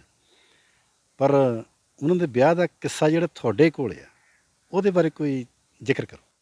ਨਹੀਂ, ਉਹ ਮੈਂ ਸਾਰਾ ਕਿੱਸਾ ਤਾਂ ਨਹੀਂ ਬਿਆਨ ਕਰੂੰਗਾ, ਕਿਉਂਕਿ ਕਈ ਗੱਲਾਂ ਜਜ਼ਬਾਤੀ ਹੁੰਦੀਆਂ, ਪਰ ਮੈਂ ਇੰਨਾ ਹੀ ਕਹਾਂਗਾ, ਉਹ ਮੁੰਡਾ ਮੇਰਾ ਬੜਾ ਵਿਸ਼ਵਾਸ ਪਾਤਰ ਹੈ। ਉਹਨੂੰ ਮੈਂ ਪਹਿਲਾਂ ਲੋਕ ਲਹਿਰ ਦੇ ਵਿੱਚ ਲੈ ਕੇ ਗਿਆ ਸੀਗਾ। ਉਹ ਜਿਹੜੇ ਬੇਟੀ ਵਾਲੇ ਸੀਗੇ, ਉਹ ਕਹਿੰਦੇ ਜੀ ਦੋਸਾਂਝ ਜੀ ਵੀ ਚਲੋ ਯਾਰ ਬਰਾਦਰੀ ਦਾ ਵੀ ਛੱਡਿਆ, ਹੋਰ ਵੀ ਛੱਡਿਆ, ਅਸੀਂ ਜਿਹੜਾ ਹੈ ਕਈ ਗੱਲਾਂ ਹੁੰਦੀਆਂ ਜਿਹੜੀਆਂ ਨਹੀਂ ਰਿਸ਼ਤਾ ਹੋ ਸਕਦਾ, ਸਾਡੇ ਜਿੱਦਾਂ ਦੇ ਨਾ ਰਵਾਇਤਾਂ ਹੈਗੀਆਂ ਆ, ਪਰ ਅਸੀਂ ਤੁਹਾਡਾ ਕਿਹਾ ਨਹੀਂ ਮੋੜ ਸਕਦੇ ਹੈ ਵੀ ਮੁੰਡਾ ਕਿਸੇ ਕੰਮ 'ਤੇ ਲੱਗੇ, ਅਤੇ ਉਹ ਇਹ ਕੋਈ ਕਰੋ ਤੁਸੀਂ। ਮੇਰੇ ਇੱਕ ਮਿੱਤਰ ਸੀ ਸਰ ਪ੍ਰੀਤਮ ਸਿੰਘ IAS, ਉਹ ਪਨਸਪ ਦੇ ਸੀਗੇ MD। ਮੈਂ ਉਹਨਾਂ ਨੂੰ ਕਿਹਾ ਯਾਰ ਵੀ ਮੁੰਡਾ ਗ੍ਰੈਜੂਏਟ ਆ, ਉਹਨੂੰ ਥੋੜ੍ਹਾ ਜਿਹਾ ਕੋਈ ਥਾਂ ਦਿਓ ਆਪਣੇ ਡਿਪਾਰਟਮੈਂਟ। ਕਹਿੰਦਾ ਦੋਸਾਂਝ ਜੀ ਅਸੀਂ ਬੰਦੇ ਇੰਸਪੈਕਟਰ ਰੱਖਣੇ ਆ, ਮੈਂ ਵੀ ਖਿਆਲ ਰੱਖੂੰਗਾ, ਤੁਸੀਂ ਵੀ ਖਿਆਲ ਰੱਖੋ, ਅਖਬਾਰ 'ਚ ਦੇਣਾ, ਉਹ ਮੁੰਡੇ ਨੂੰ ਰੱਖ ਲਵਾਂਗੇ। ਮੈਂ ਇਹਨੂੰ ਕਿਹਾ ਉਹ ਸਤਨਾਮ ਲਵੇ ਕੰਮ ਹੋ ਗਿਆ ਤੇਰਾ, ਤੂੰ ਹੁਣ ਤਿਆਰੀ ਰੱਖ। ਕਹਿੰਦਾ ਨਾ ਜੀ ਮੈਂ ਨਹੀਂ ਉੱਥੇ ਜਾ ਸਕਦਾ, ਉਹ ਹੋਰ ਤਰ੍ਹਾਂ ਦਾ ਡਿਪਾਰਟਮੈਂਟ ਹੈ, ਮੇਰਾ ਤਾਂ ਕਿਸੇ ਲਾਇਬ੍ਰੇਰੀ 'ਚ ਹੋਵੇ, ਕਿਸੇ ਕਾਲਜ ਦੇ ਵਿੱਚ, ਕਿਸੇ ਅਖਬਾਰ ਦੇ ਦਫ਼ਤਰ 'ਚ ਹੋਵੇ। ਤਾਂ ਮੈਂ ਕਿਹਾ ਵੀ ਚਲੋ ਹੁਣ ਮੈਂ ਫਿਰ ਇਹ ਸੋਚਣਾ ਪੈ ਗਿਆ ਮੈਨੂੰ, ਅਤੇ ਮੈਂ ਗਿਆ ਲੋਕ ਲਹਿਰ ਦੇ ਦਫ਼ਤਰ। ਉੱਥੇ ਕਾਮਰੇਡ ਗੁਰਚਰਨ ਸਿੰਘ ਰੰਧਾਵਾ ਹੁੰਦੇ ਸੀ, ਕਮਿਊਨਿਸਟ ਪਾਰਟੀ ਦੇ ਸਟੇਟ ਦੇ ਸਕੱਤਰ। ਉਹ ਤੋਂ ਬਾਅਦ ਗੱਲਾਂ ਬਾਤਾਂ ਕਰਨ ਤੋਂ ਬਾਅਦ ਮੈਂ ਗੇਟ ਨਿਕਲਣ ਲੱਗਾ, ਮੈਨੂੰ ਆਵਾਜ਼ ਮਾਰ ਲਈ, ਕਹਿੰਦਾ ਸਾਂਝੀ ਜਰਾ ਆਇਓ ਮੁੜ ਕੇ। ਮੈਂ ਕਹਿੰਦਾ ਸਾਨੂੰ ਇੱਕ ਮੁੰਡਾ ਚਾਹੀਦਾ ਆ ਸਬ ਐਡੀਟਰ ਲੋਕ ਲਹਿਰ ਅਖਬਾਰ ਦਾ, ਭਈ ਹੈਗਾ। ਮੈਂ ਕਿਹਾ ਵੀ ਮੁੰਡਾ ਤਾਂ ਹੈਗਾ ਆ, ਮੈਂ ਗੱਲ ਕਰਦਾ ਜਾ ਕੇ। ਜਾਂ ਮੈਂ ਗੇਟ ਲੰਘਣ ਲੱਗਾ ਫੇਰ ਆਵਾਜ਼ ਮਾਰ ਲਈ, ਕਹਿੰਦਾ ਗੱਲ ਸੁਣਿਓ ਜਰਾ, ਭਈ ਅਸੀਂ ਤਨਖਾਹ ਨਹੀਂ ਬਹੁਤੀ ਦੇ ਸਕਣੀ, 125 ਰੁਪਏ ਮਹੀਨਾ ਹੀ ਦੇ ਸਕਣੀ ਆ। ਮੈਂ ਇਹਨੂੰ ਆ ਕੇ ਦੱਸਿਆ, ਇਹਨੂੰ ਚਾਅ ਚੜ੍ਹ ਗਿਆ, ਮੈਂ ਜੀ ਤਿਆਰ ਹਾਂ ਜਾਣ ਲਈ। ਇਹਨੇ ਲੋਕ ਲਹਿਰ ਦੇ ਵਿੱਚ ਬਹੁਤ ਇਮਾਨਦਾਰੀ ਨਾਲ ਕੰਮ ਕੀਤਾ। ਫਿਰ ਹਮਦਰਦ ਨਾਲ ਵੀ ਮੇਰਾ ਬਹੁਤ ਪਿਆਰ ਸੀਗਾ, ਭਰਾਵਾਂ ਵਾਂਗੂ ਸਾਧੂ ਸਿੰਘ ਹਮਦਰਦ ਨਾਲ। ਉਹਦੀਆਂ ਗਜ਼ਲਾਂ ਦਾ ਮੈਂ ਪਾਠਕ, ਉਹ ਮੇਰੀਆਂ ਕਵਿਤਾਵਾਂ ਸੁਣਨੀਆਂ। ਅਸੀਂ ਉੱਥੇ ਕਵਿਤਾ ਦੀ ਮਹਿਫਲ ਜਮਾ ਲੈਣੀ ਅਜੀਤ ਅਖਬਾਰ ਦੇ ਉੱਪਰ ਚੁਬਾਰੇ ਦੇ ਵਿੱਚ, ਉਹਨੂੰ ਵੀ ਚਾਅ ਚੜ੍ਹ ਜਾਣਾ। ਫਿਰ ਮੈਂ ਵੀ ਉਹਨਾਂ ਨੂੰ ਕਿਹਾ ਵੀ ਇੱਦਾਂ ਇੱਦਾਂ ਆ ਵੀ ਮੁੰਡੇ ਦਾ ਵਿਆਹ ਹੋਇਆ, ਉਹ ਉੱਧਰ ਕਰਦਾ ਆ ਕੰਮ ਲੋਕ ਲਹਿਰ 'ਚ, ਵੀ ਜੇ ਲੈ ਆਈਏ ਅਜੀਤ ਦੇ ਵਿੱਚ। ਫਿਰ ਮੈਂ ਇਹਨੂੰ ਦੱਸਿਆ, ਇਹਨੇ ਵੀ ਪਹੁੰਚ ਕੀਤੀ ਹਮਦਰਦ ਤੱਕ, ਮੈਂ ਵੀ ਤਾਂ ਫਿਰ ਅਜੀਤ ਦੇ ਵਿੱਚ ਆ ਗਿਆ। ਤਾਂ ਉਹ ਵੀ ਮੈਂ ਬੜਾ ਵਿਆਹ ਦੀ ਵੀ ਵਿਲੱਖਣ ਕਹਾਣੀ। ਮੈਂ ਕਿਹਾ ਵੀ ਉਹ ਬੰਦੇ, ਉਹਨਾਂ ਦੇ ਕਾਰੋਬਾਰ ਆ ਵੱਡੇ, ਉਹਦੇ ਸਹੁਰਿਆਂ ਦੇ ਫਗਵਾੜੇ 'ਚ। ਮੈਂ ਰੇਡੀਓ 'ਤੇ ਜਾਣਾ, ਇੱਕ ਦਿਨ ਮੇਰਾ ਲਾਈਵ ਹੁੰਦਾ ਸੀ ਉਦੋਂ ਸ਼ਾਮ ਨੂੰ ਦਿਹਾਤੀ ਪ੍ਰੋਗਰਾਮ 'ਚ। ਮੈਂ ਰੇਡੀਓ ਸਟੇਸ਼ਨ ਤੋਂ ਵਿਹਲਾ ਹੋ ਕੇ ਮੈਂ ਕਿਹਾ ਚਲੋ ਅੱਜ ਉਹਨਾਂ ਕੋਲ ਠਹਿਰਦੇ ਹਾਂ ਚੱਲ ਕੇ। ਮੈਂ ਰਾਤ ਨੂੰ ਆ ਗਿਆ, ਉਹ ਹਾਲੇ ਆਪਣੇ ਸਟੋਰ ਦੇ ਵਿੱਚ ਹੀ ਫਸਿਓ। ਤਾਂ ਮੈਨੂੰ ਕਹਿੰਦੇ, ਮੈਂ ਫੋਨ ਕੀਤਾ, ਉਹ ਕਹਿੰਦੇ ਸਾਂਝੀ ਤੁਸੀਂ ਹਰਗੋਬਿੰਦ ਨਗਰ ਘਰੇ ਹੀ ਚੱਲ ਚਲੋ, ਅਸੀਂ ਆਏ ਸਮਝੋ। ਗਿਆ ਤਾਂ ਮੈਂ ਉਹਨਾਂ ਨੂੰ ਬੇਨਤੀ ਕੀਤੀ, ਮੈਂ ਕਿਹਾ ਯਾਰ ਖਾਣਾ ਖੁਣਾ ਖਾ ਕੇ ਵੀ ਮੈਂ ਤਾਂ ਇੱਕ ਕੰਮ ਵੀ ਆਇਆ। ਕਹਿੰਦੇ ਦੱਸੋ, ਇਹ ਕਿਹੜੀ ਗੱਲ? ਮੈਂ ਕਿਹਾ ਵੀ ਮੈਂ ਤਾਂ ਤੁਹਾਡੇ ਤੋਂ ਭੀਖ ਮੰਗਣ ਆਇਆ। ਹੈ ਕਹਿੰਦੇ ਤੁਸੀਂ ਔਰ ਭੀਖ ਮੰਗਣ, ਤੁਸੀਂ ਹੁਕਮ ਕਰੋ। ਮੈਂ ਕਿਹਾ ਵੀ ਗੱਲ ਇਹ ਆ ਵੀ ਮੁੰਡਾ ਆ, ਉਹ ਹੁਣ ਕਈ ਚੱਕਰ ਹੈਗੇ ਆ ਜਿਹੜਾ ਨਹੀਂ ਹੋ ਸਕਦਾ ਸਾਡੇ ਸੱਭਿਆਚਾਰ ਦੇ ਅਨੁਸਾਰ। ਤੇ ਬੇਟੀ ਤੁਹਾਡੀ ਦਾ ਤਾਂ ਉਹ ਮੈਂ ਰਿਸ਼ਤਾ ਮੰਗਣ ਆਇਆ ਉਹਦੇ ਵਾਸਤੇ। ਉਹ ਕਹਿੰਦੀ ਗੱਲੇ ਕੋਈ ਨਹੀਂ ਹੈ, ਕੰਮ ਤੇ ਲੱਗ ਜਾਵੇ ਤਾਂ ਕੋਈ ਗੱਲ ਨਹੀਂ। ਸ਼ਾਬਾਸ਼ ਹੈ, ਉਹਨਾਂ ਨੇ ਆਪਣਾ ਇਕਰਾਰ ਪ੍ਰਵਾਨ ਚੜਾਇਆ ਤੇ ਮੈਨੂੰ ਵੀ ਬਹੁਤ ਖੁਸ਼ੀ ਹੋਈ। ਉਹ ਹੁਣ ਮੇਰੇ ਬੇਟੇ ਸਮਾਨ ਆ, ਸਤਨਾਮ ਮਾਨਕ ਵੀ। ਤੇ ਮਹਿੰਦਰ ਸਿੰਘ ਦੋਸਾਂਝ ਨੇ ਹਜ਼ਾਰਾਂ ਯਾਤਰਾਵਾਂ ਕੀਤੀਆਂ, ਹਜ਼ਾਰਾਂ ਵਾਰੀ ਝੂਟੇ ਲਏ ਹੋਣਗੇ ਜਹਾਜ਼ਾਂ ਵਿੱਚ। ਜੋ ਹੁਣ ਤੱਕ ਤੁਸੀਂ ਸੰਸਾਰਕ ਯਾਤਰਾ ਜਾਂ ਦੁਨੀਆ ਦੀ ਯਾਤਰਾਵਾਂ ਕੀਤੀਆਂ, ਕੀ ਉਹ ਤੋਂ ਸੰਤੁਸ਼ਟ ਹੋ? ਬਿਲਕੁਲ ਮੈਂ ਸੰਤੁਸ਼ਟ ਹਾਂ ਜੀ। ਮੇਰੀਆਂ ਯਾਤਰਾਵਾਂ ਜਿਹੜੀਆਂ ਕਿਸੇ ਲਾਲਸਾ ਵਾਸਤੇ ਨਹੀਂ ਸੀ ਹੈ, ਜਾਣੀ ਲਾਲਸਾ ਇਸ ਤਰ੍ਹਾਂ ਦੀ ਜਿਹੜੀ ਪੈਸੇ ਨਾਲ ਜੁੜੀ ਹੋਵੇ, ਜਿਹੜੀ ਜਸ਼ ਕੀਰਤੀ ਨਾਲ ਜੁੜੀ ਹੋਵੇ, ਜਿਹੜੀ ਕਿਸੇ ਮਫਾਦ ਨਾਲ ਜੁੜੀ ਹੋਵੇ। ਲਾਲਸਾ ਸੀ ਤਾਂ ਮਨ ਦੇ ਵਿੱਚ ਇਹ ਗਿਆਨ ਨਾਲ ਆਪਣਾ ਰਿਸ਼ਤਾ ਜੋੜਨ ਦੀ ਔਰ ਗਿਆਨ ਨੂੰ ਗ੍ਰਹਿਣ ਕਰਨ ਦੀ। ਔਰ ਇਸ ਕੰਮ ਦੇ ਵਿੱਚ ਵਿਸ਼ਵ ਭਾਈਚਾਰੇ ਨੇ ਜੋ ਮੈਨੂੰ ਸਹਿਯੋਗ ਦਿੱਤਾ, ਜੋ ਮੇਰਾ ਮਾਣ ਰੱਖਿਆ ਔਰ ਜਿਸ ਤਰ੍ਹਾਂ ਦੀ ਮੇਰੀ ਤ੍ਰਿਪਤੀ ਕੀਤੀ, ਉਹ ਮੈਂ ਬਿਆਨ ਨਹੀਂ ਕਰ ਸਕਦਾ। ਔਰ ਵੱਖ-ਵੱਖ ਦੇਸ਼ਾਂ 'ਚ ਬੜੇ ਸਨਮਾਨ ਸਮਾਗਮ ਕੀਤੇ, ਬੜੇ ਸੈਮੀਨਾਰਾਂ ਦੇ ਵਿੱਚ ਬੁਲਾਇਆ ਤੇ ਕਿਸੇ ਤਰ੍ਹਾਂ ਦੀ ਜਾਣੀ ਮੈਨੂੰ ਦਿੱਕਤ ਨਹੀਂ ਆਉਣ ਦਿੱਤੀ ਹੈ। ਇਸ ਕਰਕੇ ਮੈਂ ਬੜਾ ਖੁਸ਼ਕਿਸਮਤ ਹਾਂ ਜੀ ਕਿ ਜਾਣੀ ਮੇਰੀ ਇਹ ਲਾਲਸਾ ਜਿਹੜੀ ਹੈ ਉਹ ਪੂਰੀ ਹੋਈ ਹੈ, ਗਿਆਨ ਦੀ ਤੇ ਗਿਆਨ ਗ੍ਰਹਿਣ ਕਰਨ ਦੀ ਭੁੱਖ ਪੂਰੀ ਹੋਈ ਹੈ। ਪਰਿਵਾਰ 'ਚ ਕੌਣ-ਕੌਣ ਨੇ, ਜਾਂ ਪਰਿਵਾਰ 'ਚ ਕਿਸੇ ਹੋਰ ਨੂੰ ਵੀ ਇਹ ਚੇਟਕ ਲੱਗੀ ਹੈ ਤੁਹਾਡੇ ਵਾਲੀ, ਜੋ ਤੁਹਾਡੀ ਸੋਚ ਨੂੰ ਅੱਗੇ ਲੈ ਕੇ ਡਿਵੈਲਪ ਕਰੇ ਜਾਂ ਅੱਗੇ ਤੋਂ ਲੈ ਕੇ ਜਾਵੇ? ਦੇਖੋ, ਪਰਿਵਾਰ 'ਚ ਮੇਰੇ ਬੇਟਾ ਹੈ, ਨੂੰਹ ਹੈ, ਉਹ ਵੀ ਟੀਚਰ ਸੀਗੀ। ਬੇਟਾ ਵੀ ਰਿਟਾਇਰ ਹੋਇਆ ਸਰਕਾਰੀ ਸਕੂਲ ਦੇ ਵਿੱਚੋਂ। ਤੇ ਲੇਕਿਨ ਉਹਨਾਂ ਨੂੰ ਆਪਾਂ ਪੂਰਾ ਮੌਕਾ ਦਿੱਤਾ, ਉਹ ਆਪਣੇ ਹਿਸਾਬ ਨਾਲ ਜਿਹੜੇ ਸ਼ੌਕ ਆ ਉਹਨਾਂ ਦੀ ਪਾਲਣਾ ਕਰਨ। ਸ਼ੌਕ ਉਹਨਾਂ ਦੇ ਕੋਈ ਮਾੜੇ ਨਹੀਂ ਹੈ, ਮੈਂ ਬੜਾ ਸੰਤੁਸ਼ਟ ਹਾਂ ਉਹਦੇ ਨਾਲ ਵੀ। ਪੋਤੀਆਂ ਵੀ ਮੇਰੀਆਂ ਬੜੀਆਂ ਲਾਇਕ ਨੇ ਦੋ, ਔਰ ਬੜੀਆਂ ਹੋਣਹਾਰ ਨੇ। ਔਰ ਉਹਨਾਂ 'ਚੋਂ ਇੱਕ ਤਾਂ ਵੱਡੀ ਜਿਹੜੀ ਆ ਉਹ ਪਲਾਂਟ ਬਰੀਡਿੰਗ ਦੇ ਵਿੱਚ ਰਿਸਰਚ ਫੈਲੋ ਹੈ ਤੇ ਐਗਰੀਕਲਚਰ ਯੂਨੀਵਰਸਿਟੀ ਲੁਧਿਆਣੇ ਦੇ ਵਿੱਚ। ਉਹਨੇ ਵੀ ਬੜਾ ਮੇਰਾ ਨਾਮ ਵਧਾਇਆ ਹੈ ਸਾਰੇ ਆਪਣੀਆਂ ਪ੍ਰਾਪਤੀਆਂ ਦੇ ਨਾਲ। ਜਿੱਥੇ ਵੀ ਉਹ ਗਈ ਹੈ, ਚਾਹੇ MSc ਕੀਤੀ, ਚਾਹੇ ਟ੍ਰੇਨਿੰਗ ਕੀਤੀ, ਚਾਹੇ BSc ਕੀਤੀ ਤੇ ਚਾਹੇ ਨੌਕਰੀ ਪ੍ਰਾਪਤ ਕਰਨ ਦੇ ਕੀਤਾ, ਉਹ ਸਾਰੇ ਕੁਛ ਦੇ ਵਿੱਚ ਮੇਰਾ ਮਾਣ ਵਧਾਉਣ ਵਾਲਾ ਕੀਤਾ ਆਪਣੀ ਲਿਆਕਤ ਤੇ ਯੋਗਤਾ ਦੇ ਨਾਲ। ਕੋਈ ਐਸੀ ਇੱਛਾ ਜੋ ਬਾਕੀ ਰਹਿੰਦੀ ਹੋਵੇ, ਕਿਉਂਕਿ ਤੁਹਾਡੀਆਂ ਹਜ਼ਾਰਾਂ ਮਾਣਮੱਤੀਆਂ ਪ੍ਰਾਪਤੀਆਂ ਨੇ, ਪਰ ਕੋਈ ਐਸੀ ਇੱਛਾ ਜੋ ਦਿਲ ਵਿੱਚ ਹੋਵੇ, ਜਾਂ ਕੋਈ ਪੂਰੀ ਹੋਣ ਤੋਂ ਰਹਿੰਦੀ ਹੋਵੇ, ਜਾਂ ਕੋਈ ਜੀਣ ਦੀ ਤਮੰਨਾ ਵੀ ਮੈਂ ਹਜੇ ਕਿੰਨੇ ਸਾਲ ਹੋਰ ਜੀਣਾ? ਦੇਖੋ, ਵਿਸ਼ਵਾਸ ਹੈ ਭਈ ਹਲੇ ਚੱਲਦੇ ਰਹਾਂਗੇ।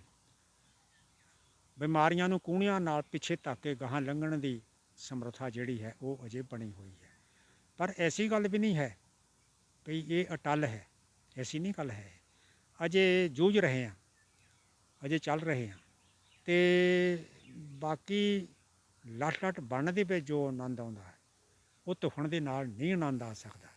ਸੋ ਇਸ ਕਰਕੇ ਬੁਢਾਪੇ ਨੂੰ ਵੀ ਮੈਂ ਵਰਦਾਨ ਸਮਝਦਾ, ਜਾਣੀ ਜਿੱਥੇ ਸਮਾਂ ਪੂਰਾ ਹੋ ਗਿਆ ਉੱਥੇ ਬਸ ਤ੍ਰਿਪਤੀ ਹੋ ਜਾਏਗੀ। ਇੱਦਾਂ ਲੱਗੇਗਾ ਕਿ ਬੱਸ ਆਉਣੀ ਆ ਬੜੀ ਖੂਬਸੂਰਤ, ਬਿਸਤਰਾ ਕੱਛ ਵਿੱਚ ਆ, ਚੰਡੀਗੜ੍ਹ ਚੱਲਣਾ, ਬਸ ਤਿਆਰ ਬਰ ਤਿਆਰ ਆ। ਜਿੱਥੇ ਮੌਤ ਆਈ ਉਸ ਨੂੰ ਇੱਦਾਂ ਘੁੱਟ ਕੇ ਜੱਫੀ ਪਾ ਕੇ ਮਿਲਾਂਗੇ ਜਿੱਦਾਂ ਕੋਈ ਨੌਜਵਾਨ ਆਪਣੀ ਖੂਬਸੂਰਤ ਪ੍ਰੇਮਿਕਾ ਨੂੰ ਘੁੱਟ ਕੇ ਜੱਫੀ ਪਾ ਕੇ ਮਿਲਦਾ ਹੈ। ਤੇ ਉਹ ਕਬੀਰ ਦਾ ਸ਼ਲੋਕ ਹਮੇਸ਼ਾ ਸਾਹਮਣੇ ਰਹੇਗਾ, ਕਬੀਰਾ ਜਿਸ ਮਰਨੇ ਤੇ ਜਗ ਡਰੇ, ਮੇਰੇ ਮਨ ਆਨੰਦ, ਮਰਨੇ ਹੀ ਤੇ ਪਾਈਏ ਪੂਰਮ ਪਰਮ ਆਨੰਦ। ਪਰ ਹਾਲੇ ਚੱਲ ਰਹੇ ਹਾਂ, ਅਜੇ ਜਿਹੜਾ ਨਾ